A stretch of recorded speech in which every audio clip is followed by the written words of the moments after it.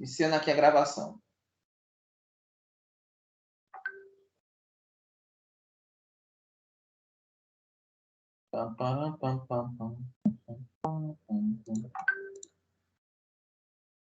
Iniciando a gravação.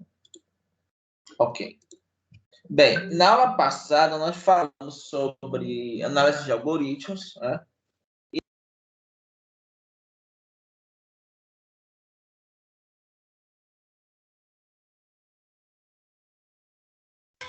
Tá mudo, professor.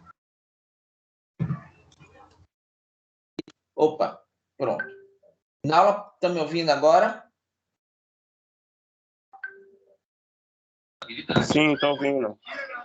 Sim. A gente começou falando na aula passada que temos problemas que poderiam ser resolvidos com algoritmos e tem problemas que não podem ser resolvidos com algoritmos.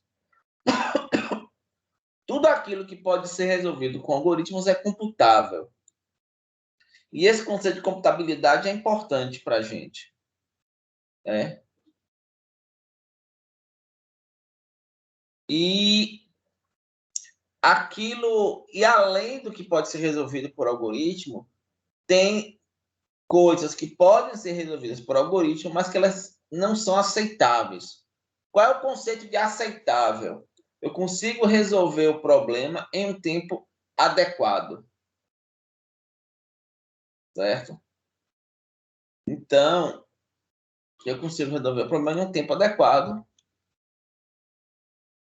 E a gente estuda algoritmo para desenvolver a percepção de como a gente pode construir algoritmos corretos, que resolvam os problemas desejados em tempo aceitável. E uma das formas de fazer isso é a gente verificar qual é a complexidade de execução daquele algoritmo. Tanto de execução quanto de uso de memória. Então, quanto de recurso, tempo e espaço o algoritmo utiliza. Certo?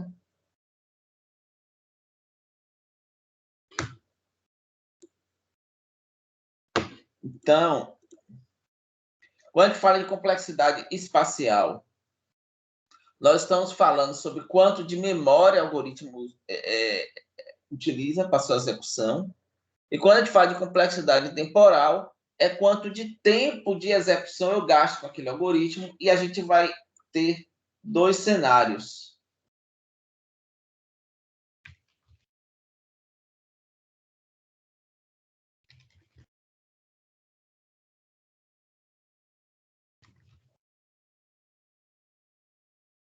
Certo? O cenário se a gente quiser uma coisa mais parecida, a gente executaria o algoritmo exatamente, mediria o tempo de execução,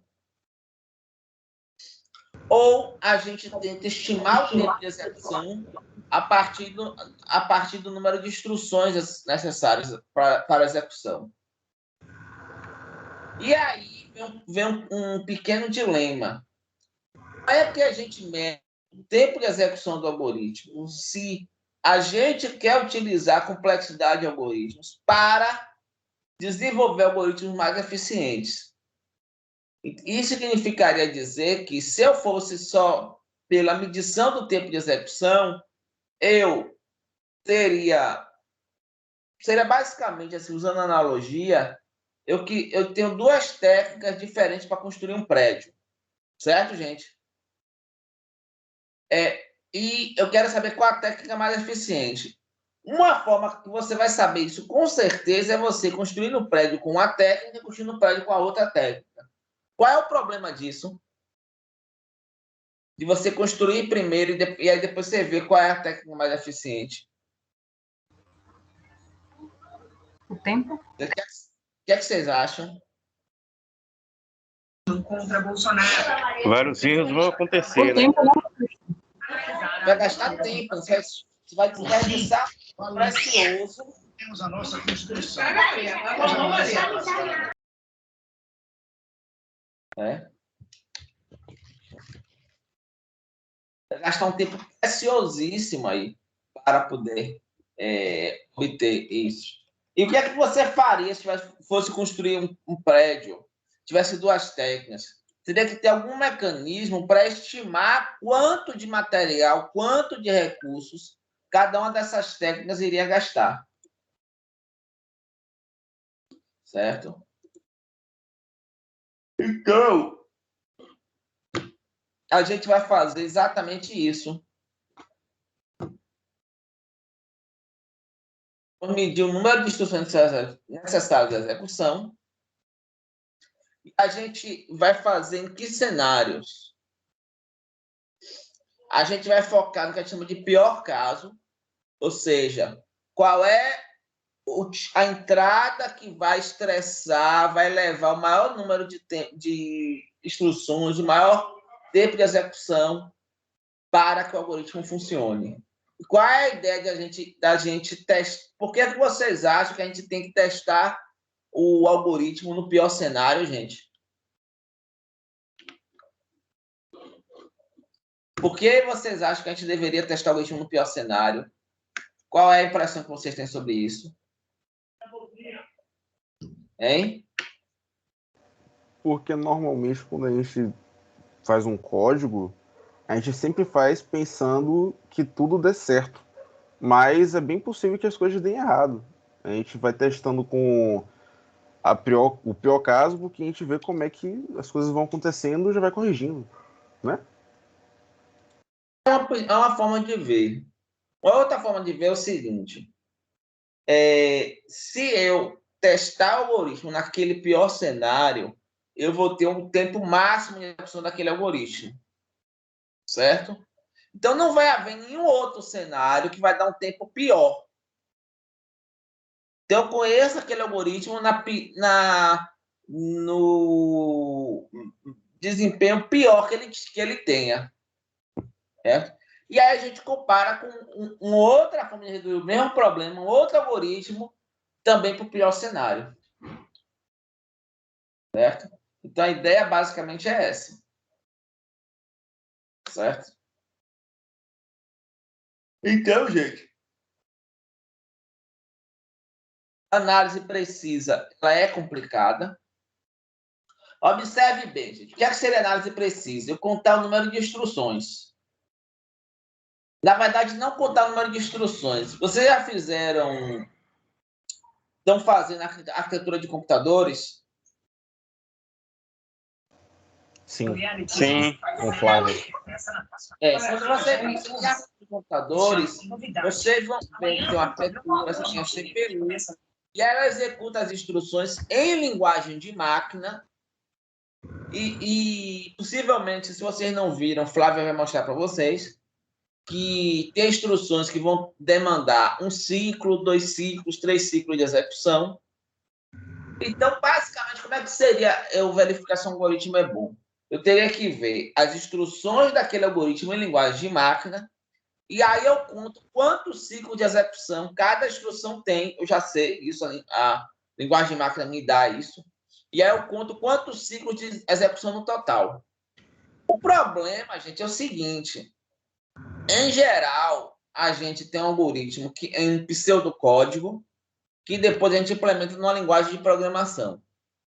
Certo? A linguagem é compilada. E aí o programa fonte vira programa objeto. E eu não sei exatamente, eu tenho uma noção, mas não dá para a gente saber exatamente, porque existem otimizações, existem variações de compiladores, de estratégias de compilação. Como é que o código de uma linguagem de alto nível vira um código de linguagem de máquina, que a gente chama de baixo nível? Eu não tenho como prever o tempo de execução, antever otimizações. Ainda assim, os algoritmos eles podem ser sensíveis aos dados de entrada. Se eu mudar os dados de entrada, isso tem um reflexo na execução do algoritmo. Então, isso é muito complicado.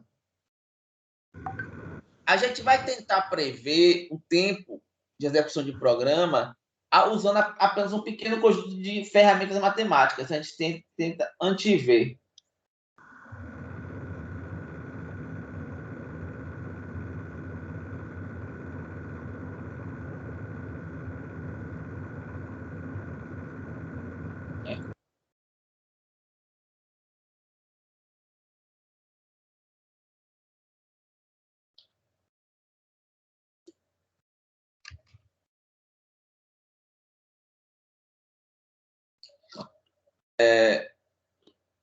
Então, a gente vai tentar verificar isso. E como é que a gente vai medir? A gente vai tentar medir de uma forma bastante simplificada. Uma técnica que eu uso para medir é o seguinte: eu assumo que cada operação que vai ser executada, ela gasta um passo. Ela tem um custo, certo? E aí eu vou contar quantas operações de cada custo e vou somar isso para medir o tempo de execução. Medir o espaço de memória é mais simples. Quanto de memória eu vou gastar? A gente vai se focar, gente, muito aqui no tempo de execução. Então, vamos ver isso.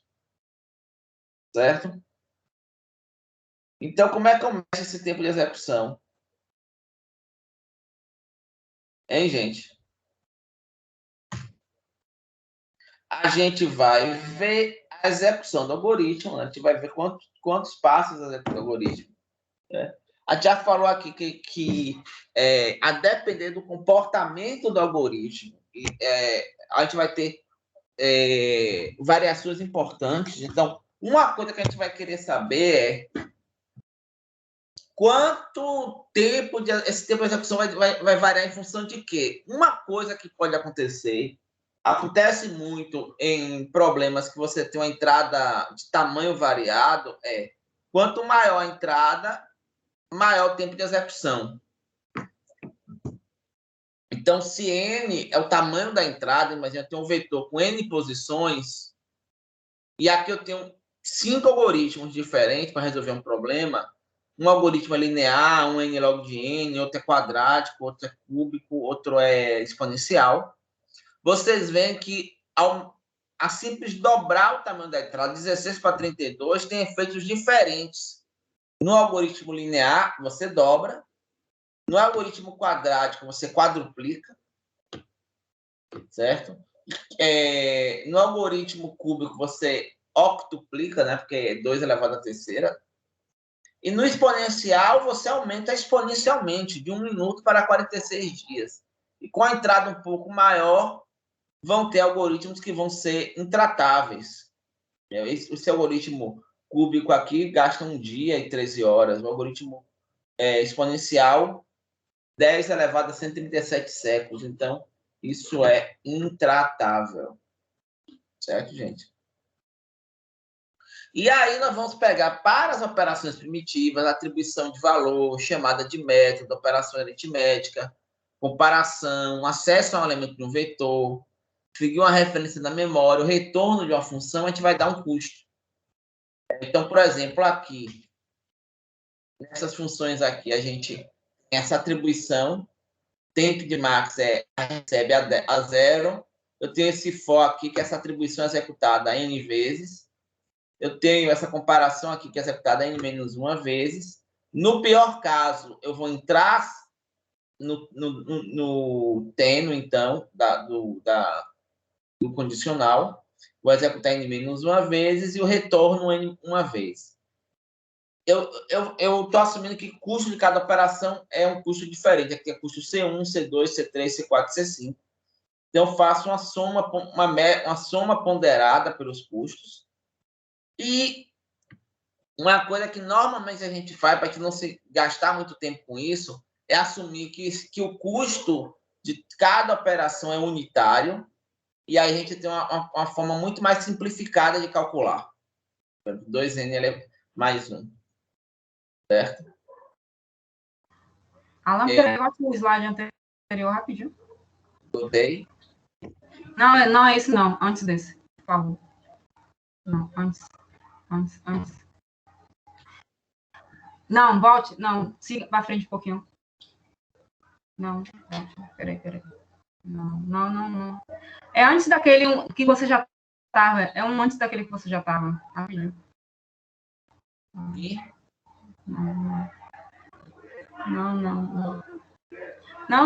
Não, é antes daquele que você tinha parado. Volte lá. Você estava nos cálculos. Não, siga, mais um. É esse aí. Volte. Não é esse, é o outro, anterior. Não, esse não, o outro. Esse. É esse mesmo. É porque está Olha aí. O que é que você quer ver nesse slide? Não é esse, é anterior. Volte aí um, por favor. O anterior é esse, moça. Não, o outro. Quando você fala das operações primitivas, lá de operações primitivas, Aqui, as operações primitivas. tá. Essas operações primitivas vão vir posteriormente, você vai explicar cada uma delas ou não? Ou vai seguindo? Não, assim. O que são essas operações, gente? São as operações que os programas fazem. Aqui não atribui Básico. as operações básicas. Aham. Todo programa faz essas operações. Então, o que a gente vai fazer? A gente vai... Uma forma da gente fazer isso, mais sofisticada, é o seguinte. Se eu tiver uma estimativa de custo de cada operação, por exemplo, eu tenho ali operações aritméticas, certo, gente? Ok? Mas eu não... Se eu Ok. detalhe, em geral, uma operação aritmética de ponto flutuante, ela é mais custosa do que uma operação aritmética de inteiro, concordam? Sim. Por quê? Ponto flutuante é mais custoso. Porque ponto flutuante vai acessar uma operação com números um pouco mais sofisticados, vai acessar outros circuitos da unidade lógica aritmética, vai requerer mais recurso para execução, né? Ou, por exemplo, uma multiplicação, em geral, ela é mais custosa do que uma soma. Então, o ideal seria que eu tivesse a dimensão exata de qual é o custo de execução de cada operação. E aí eu vejo quantas vezes a operação é repetida e eu tenho uma soma ponderada. Certo, gente? Isso seria ideal. Dentro da outra torre, cerca de 1.000. Esse ideal não é interessante, por quê? Porque a gente vai falar um pouco sobre isso. Isso pode implicar de vocês assumirem uma série de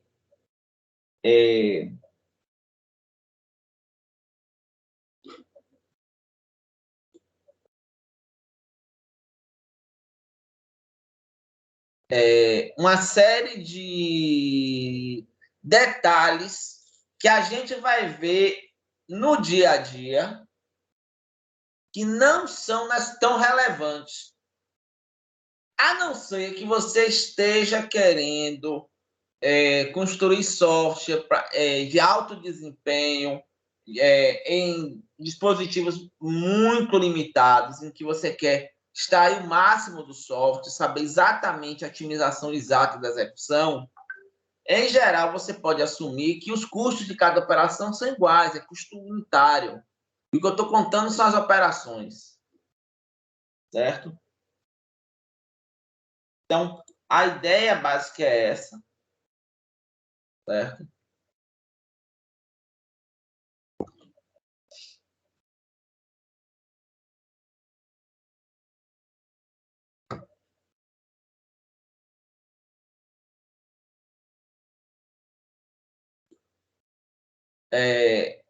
E aqui, gente, eu tenho uma medição que chama aqui de melhor caso. Melhor caso, eu não entro, eu entro só uma.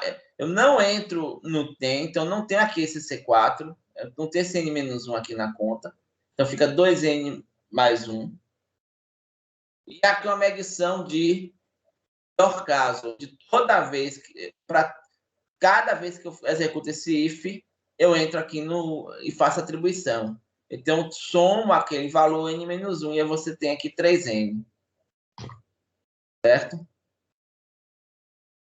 A gente quer estimar tendo uma ideia de ordem de grandeza. Para mim, é muito mais relevante, em geral, eu saber se o algoritmo ele é linear, n log de n, quadrático, n ao cubo ou exponencial, que saber se esse algoritmo é 10n ou 3n ao cubo. Em geral, a gente vai querer isso. Certo, gente? Professor, você vai mostrar para a gente como a gente faz para identificar, de fato, se o algoritmo ele funciona de modo linear ou de modo logaritmo, enfim? Por exemplo, vou colocar isso aqui para vocês. Tentem fazer essa análise aí. Quantos passos a gente vai gastar? Certo? Eu vou deixar para vocês pensarem alguns minutos. Certo, gente? Espera aí. Estão vendo esse algoritmo? Pensem em alguns minutinhos. Vou dar para vocês 5 minutinhos para vocês tentarem estimar quantos passos eu vou gastar nele.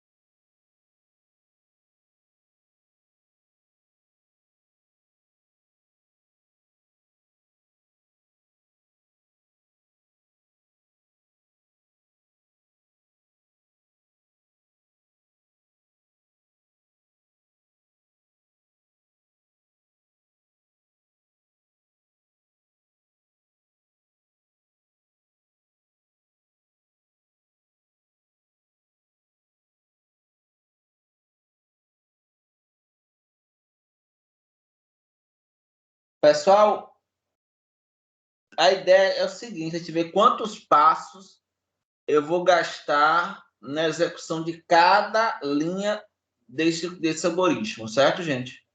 Tentem pensar aí, peguem uma caneta, um papel, um lápis, alguma coisa para a gente tentar pensar nisso, ok? Primeiro, que algoritmo é esse? Esse algoritmo ele rearranja um vetor em ordem crescente. Ele vai pegando aqui e vai ordenar esse vetor que está desordenado nesse vetor aqui. Pensem um pouquinho, ok?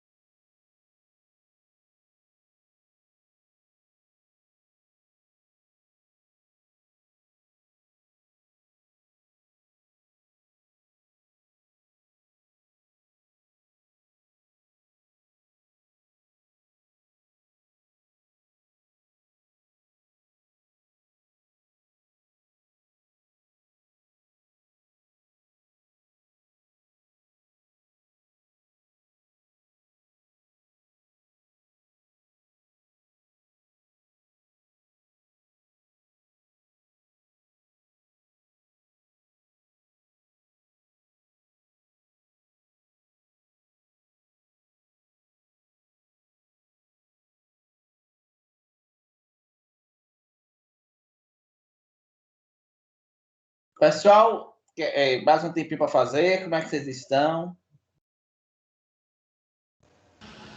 Professor, na verdade, assim, essa aula é uma aula que exige muita abstração, né? E eu tô com um pouco de dificuldade de acompanhar. Assim, não sei se mais tempo resolveria meu problema, entendeu? Faço das palavras de Lígia as minhas. Tá bem complicada a assimilação do que tá acontecendo na tela, mas enfim. Concordo também.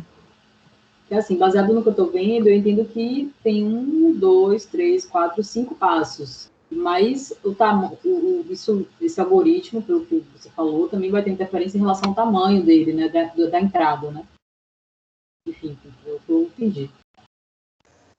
O meu problema é realmente a questão da semântica. Talvez por eu estar muito acostumado a ver códigos em C, né? Ver um algoritmo que não esteja em código em C, eu acho que está tá me empatando de entender mais ou menos o que está Vamos acontecendo. Não por sei. partes. A primeira coisa que eu digo sobre esse negócio da semântica é que você tem que destravar, né?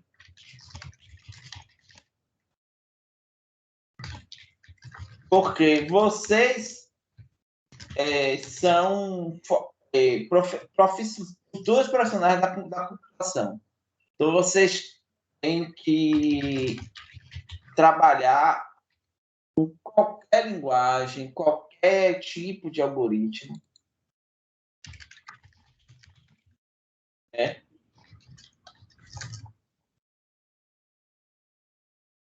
Certo? Eu imagino. Então me dá uma ajuda. Vamos lá. Esse para J igual a 2 até N. Nesse Vamos lá. caso, isso seria algo perto de um for, do tipo J Perfeito. igual a 2. For, o que é um for? Para. E aí, gente, o que é que eu vou fazer na primeira linha? Deixa eu ver se eu consigo botar aqui um bloco de notas aqui do lado para poder ajudar. Na linha 1, para J, de 2 até N. Passa. O que é que ele vai fazer na linha 1, gente?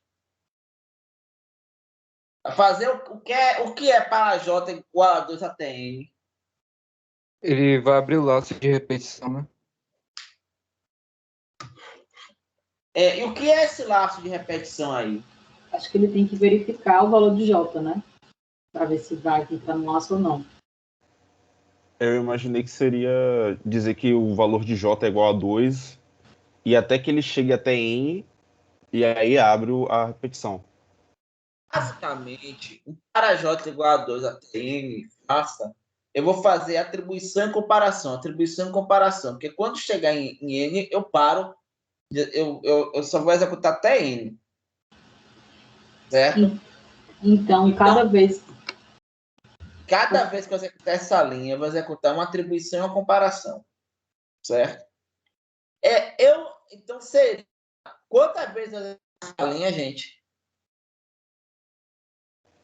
Você vai ver essa linha até que J seja do mesmo Não, valor que N. Quantas vezes? N menos 2 vezes, né? Ou N menos 1 Quase vezes. lá. Para facilitar, eu vou fazer isso aqui. Se fosse para J igual a 1 até N, quantas vezes eu executaria isso? Vamos dizer que N fosse 5. N menos 1. Né? 3, 4, N 5. seria N vezes. Né? Então, quando eu faço de J de 2 até N, seria quantas vezes? N menos 2, né? Não, gente. Se de 1 até N É N menos 1. N, aí eu tiro 1, começo em 2. Seria então N tirei menos 10? Ou J, N menos 10? Não, observe. Vamos dizer que N fosse 5, certo? De 1 até N. 1, 2, 3, 4, 5. Ok? Ok? Tranquilo. Agora eu faço de J igual a 2 até N. Então, eu vou fazer 2, 3, 4, 5. Eu tirei quem aqui da conta? 1. Então, não vai ser mais N. Vai ser N menos quem eu tirei. Menos 1, que foi que eu tirei um elemento.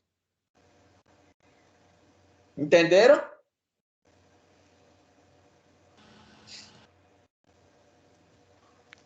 Esse silêncio constrangedor. Entendi. Uhum. Aqui eu acho que a semântica meio que faltou, né? Porque, sei lá, geralmente a gente seria mais fácil, talvez, com um menor ou igual antes do N nessa linha, no caso. Porque fica talvez mais claro, né? Para J igual a 2. E também porque as setas elas estão sendo usadas para mais de um sentido nessa. Parece que é para mais de um uso nesse pseudocódigo. Né? No pseudocódigo, quando a gente usa seta, está fazendo atribuição. Né? Mas, enfim, o que eu estou colocando aqui para vocês, gente, que a gente vai executar essa linha aqui quantas vezes? Menos uma vez, certo?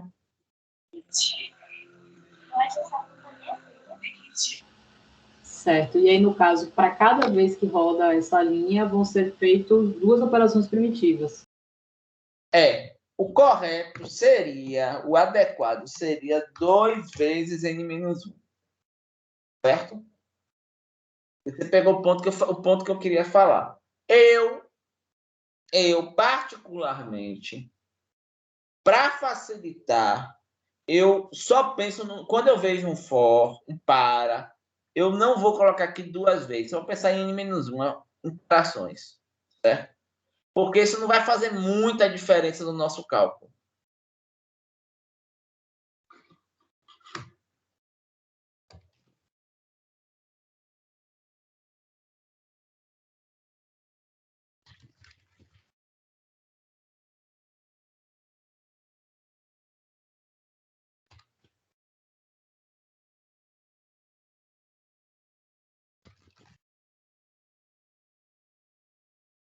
Certo? Então, aí vamos para a linha 2. A linha 2 é o quê, gente? Chave. Atribuição. Recebe quem? Recebe a J, J. né? Isso daí é o quê, gente? É uma atribuição, não é?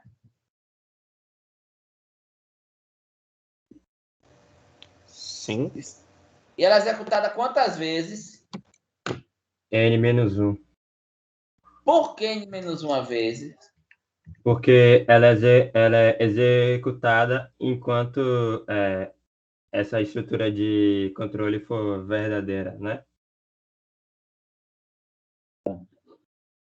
Ela é executada. Esse chave recebe a J, ele está dentro da onde? Do for, do para. Como é que vocês percebem isso? Porque aí eu não tenho chave nem nada. Como é que você consegue perceber que está dentro do para? A indentação, né? Perfeito. Uma coisa fundamental que vocês têm que acostumar, têm que usar, mesmo quando isso não necessariamente pareça fazer diferença, é indentação. Certo? Por que indentação? Porque a indentação ela ajuda a gente a ver as estruturas macro do programa. Tem linguagens como Python que vocês não vão ter chave, vocês só vão ter indentação. Python organiza quem está dentro do quê por meio somente da indentação.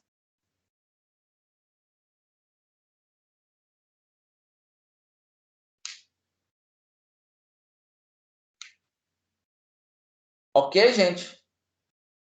Ok. Tranquilo.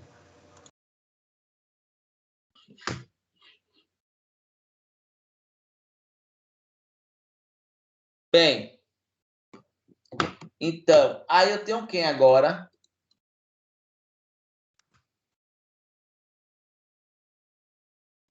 I recebe J-1.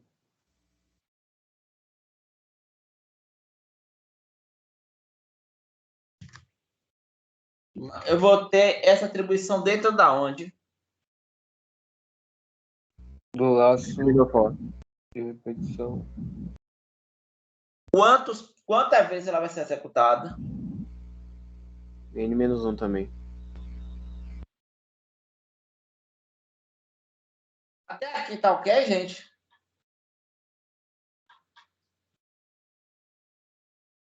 Hein? Sim. Uhum.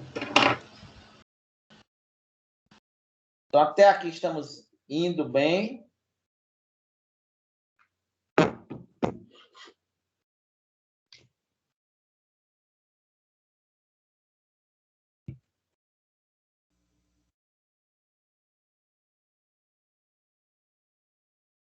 Então, vamos lá. Agora, as coisas não vão ficar tão boas, não. Certo?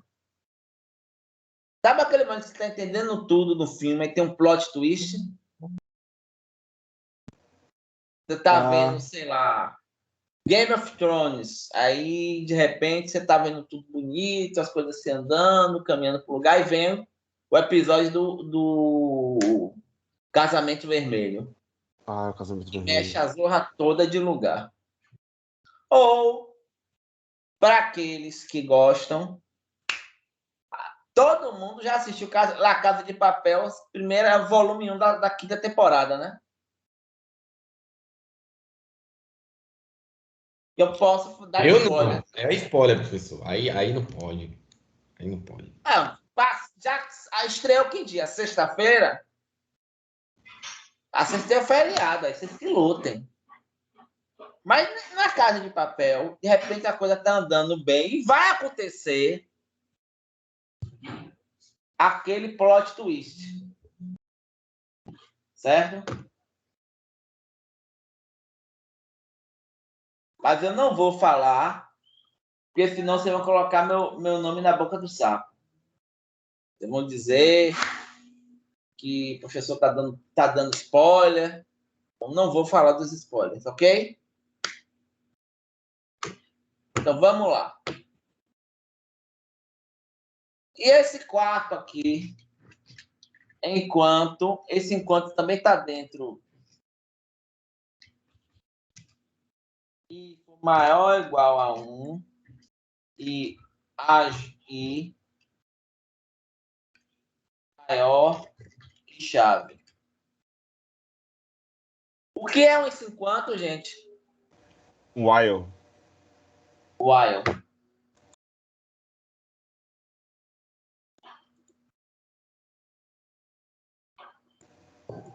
Então, dentro desse while seria N-2.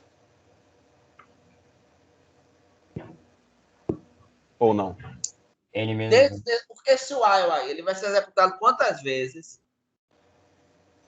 Pelo que eu entendi, ele vai ser assim. Vamos lá, deixa eu ver se eu consigo explicar. Tem a parte de dentro e a parte de fora. Ele vai ser Olha a executado. parte de dentro para ter uma ideia.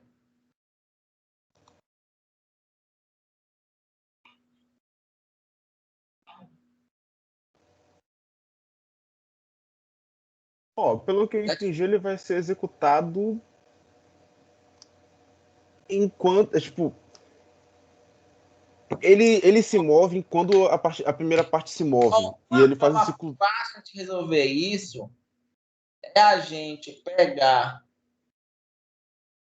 o while. Eu vou colocar aqui o 5. Ô, professor, eu acho que se considerar o pior dos casos seria exponencial esse.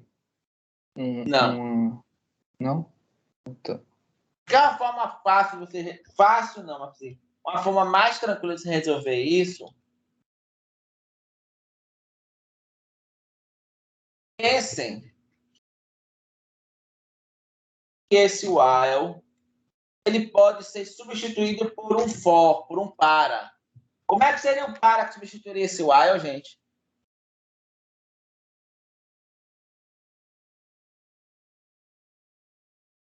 Hein?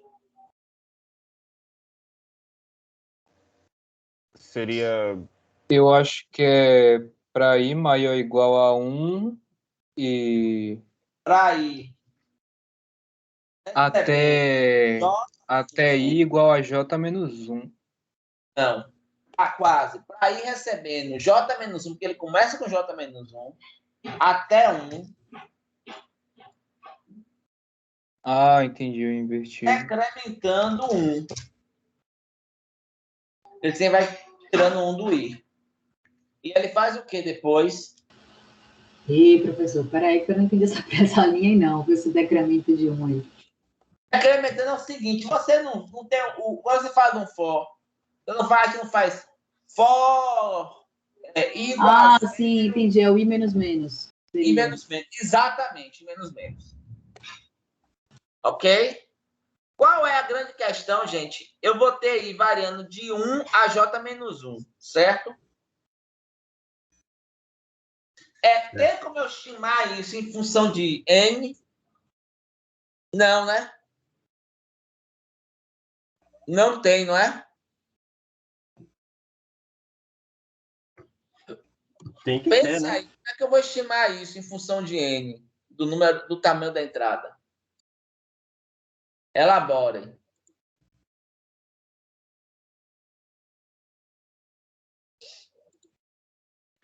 Seria, não sei, é porque olhando para outra, como um todo, né? Esse I, ele vai ter que receber o valor de J menos 1, e o J vai aumentando. Eu acho que seria algo parecido com que teria algo fatorial nessa questão, me parece, que envolveria fatorial. Embora eu sei que você seja doido para usar o fatorial, mas ainda não é o fatorial. Mas vamos lá. Olha, eu tenho aí em função de J. Uma forma de eu resolver isso, gente. Vocês se lembram que eu pedi para vocês estudarem o quê? Progressão? PA, PG e logaritmo. Exatamente. Hoje a gente vai usar um pouco de PA. Então, vamos fazer o seguinte. Eu tenho que, para cada valor de J, eu vou ter uma variação de I. Como é que é isso? Quando J vai de quanto a quanto, gente? De 2 a N. Quando J for 2, quem vai ser I? 1. I vai de 2 menos 1, vai de 1 a 1, né? Uhum. Quando J for 3, quem vai ser I? 1 a 2. Na verdade, de 2 a 1, né? Como assim? 1 a 2. É isso aí. Quando J for 4, quem vai ser I? 3 a 1. 3 a 1. Tá todo mundo acompanhando essa lógica que eu estou fazendo? Sim. Sim, professor. Uhum. Por enquanto, sim. Tá. Quando J for 5, vai ser quanto? 4 a 1, certo? Certo. Ok? E agora que a coisa vai ficar mais interessante. Vamos supor, então, quando J for... J vai até quanto? N, né? For N, vai ser quem? I?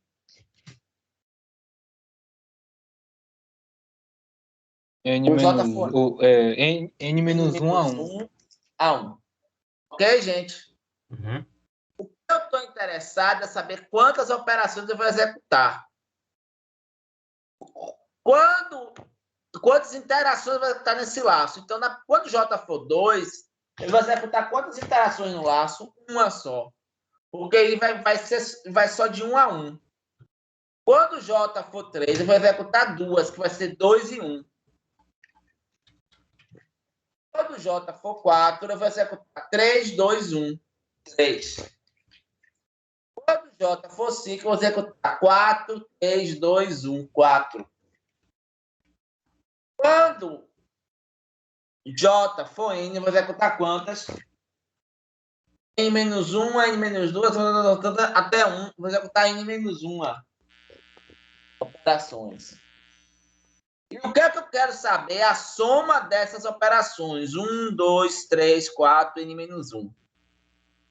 Então, na verdade, o que me interessa é 1 mais 2, mais 3, mais 4, mais até N-1. Eu estou querendo somar esses elementos aqui, certo, gente? Eu posso ver isso como se fosse uma PA. 1, 2, 3, 4, N-1. Por que eu posso ver isso como se fosse uma PA, gente?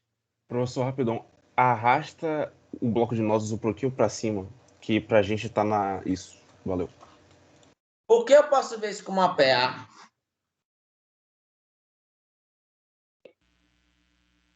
Hein? Somas sucessivas? Porque na PA eu tenho somas sucessivas aí. Essa é uma forma de PA. Mas o mais importante ainda é que a PA eu tenho uma forma de somar os elementos dela. Primeiro elemento mais o último, vezes o número de elementos, que é N-1. Eu tenho N-1 elementos, dividido por quanto? Por 2. Então, a soma vai ser o quê? N vezes N-1 sobre 2. E essa soma é a quantidade de interações que você executa. Você executa 1, 2, 3, 4, 5, N-2, N-1. Na verdade, você executa quantas interações no total? N vezes N-1 sobre 2. Aí, quando você entra no enlace aqui, de novo, N vezes N-1 sobre 2.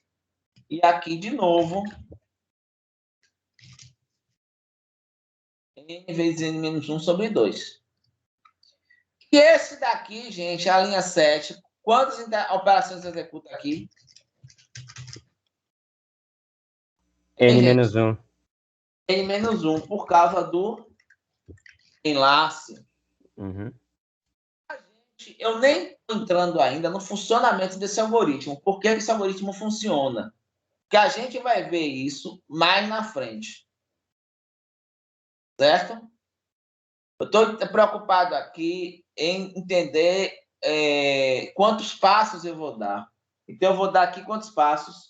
4 vezes N-1 mais 3 vezes N-1 sobre 2. Número de passos em função de N. Ok, gente? Ok. Então, eu tenho que fazer essa interação aqui. Eu vou analisar passo a passo. E aí, eu vou verificar quantos passos aqui. Na verdade, aqui eu estou contando aqui um passo a mais para os paras. Aqui, então, esse para aqui tira um passo a mais. Ele contou aqui com N, mas eu aproximei para N-1. E aqui eu contei um passo a mais aqui com... porque quando você faz um para ou enquanto, você tem um passo a mais que você tenta fazer mais uma vez, aí você para. Né? Mas, basicamente, a forma de resolução foi a mesma, certo? Vai dar alguma coisa muito parecida.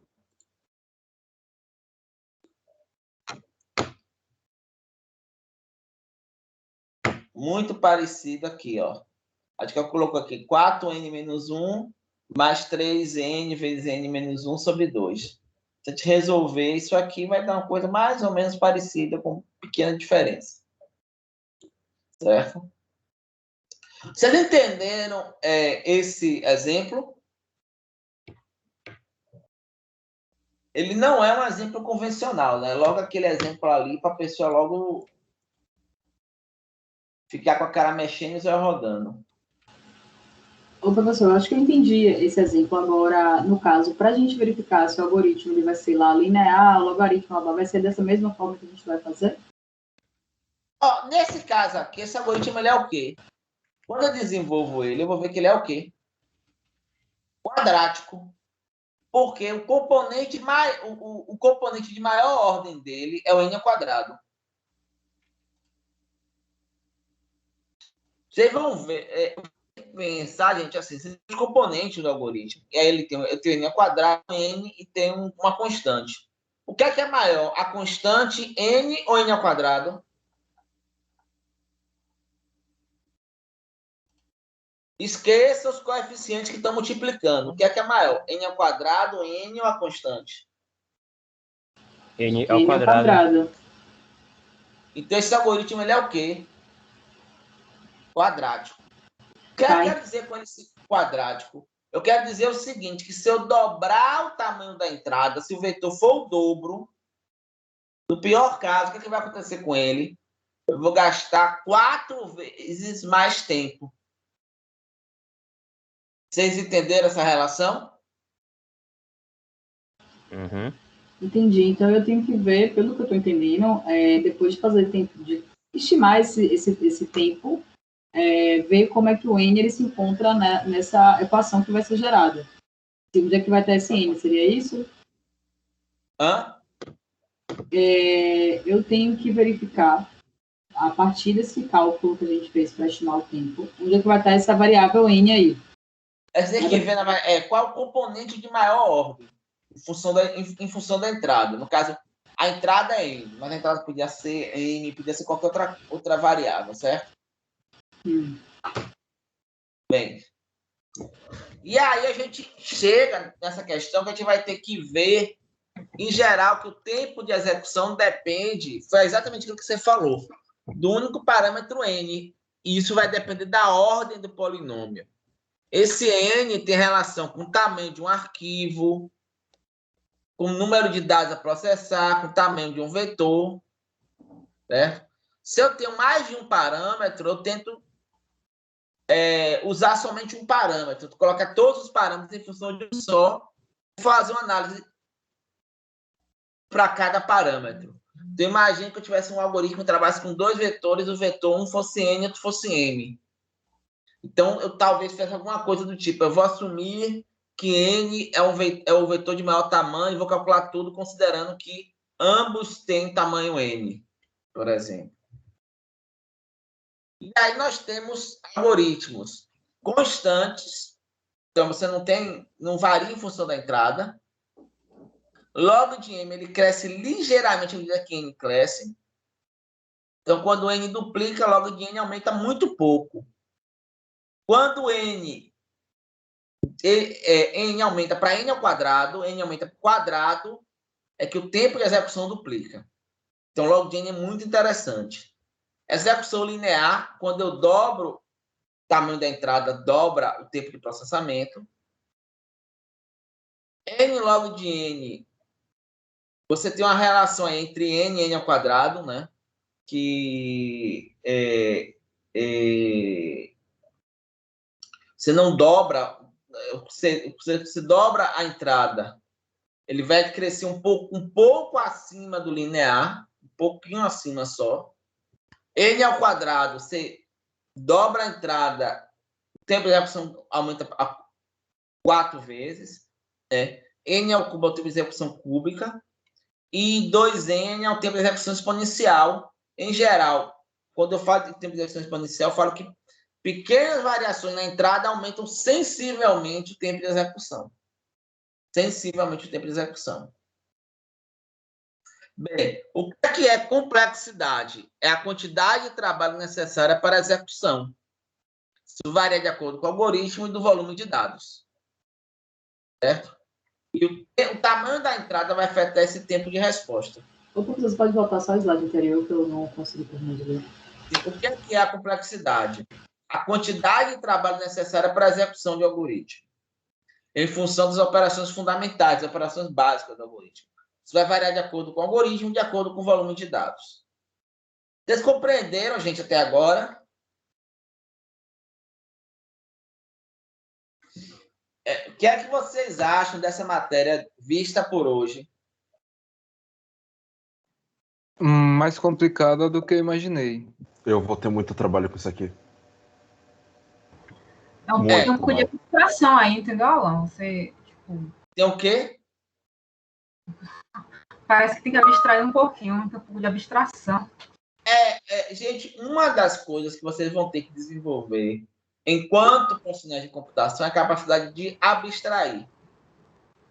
O que é abstrair em computação? Abstrair é o seguinte: vai ter momentos que você vai ter que olhar para uma floresta e enxergar as folhas, ou enxergar as copas das árvores por cima e ver a floresta como um todo, ou enxergar somente uma árvore.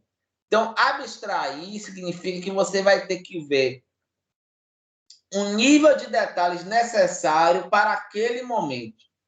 Vocês estão entendendo o que eu estou falando? Sim, ver o macro da coisa, né? De uma maneira mais resumida. Exatamente. Você tem que ver o nível de detalhes para aquele momento.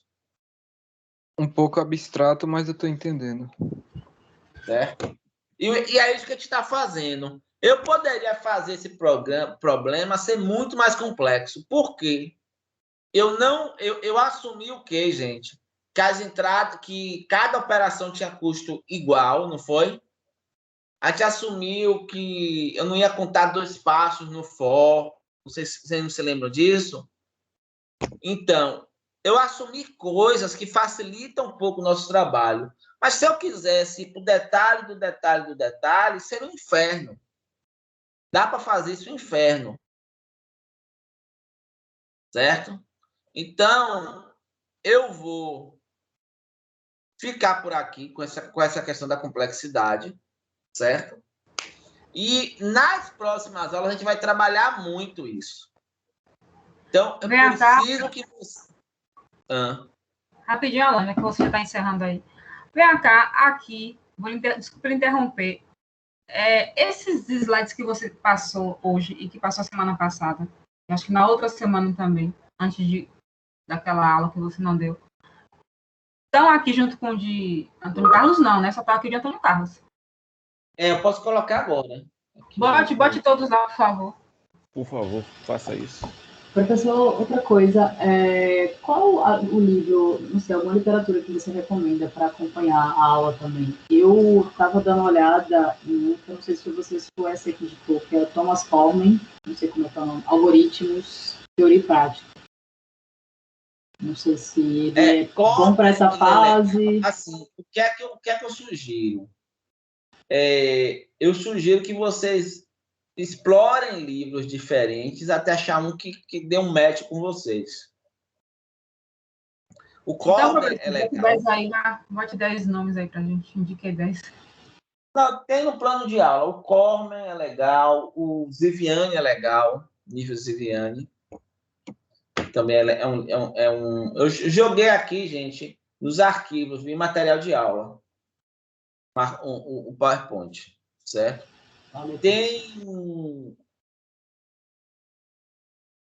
Tem um livro também de complexidade que é legal, que vale a pena vocês verem, certo? Então tem alguns, deixa eu ver se eu acho aqui alguma coisa mais interessante para vocês.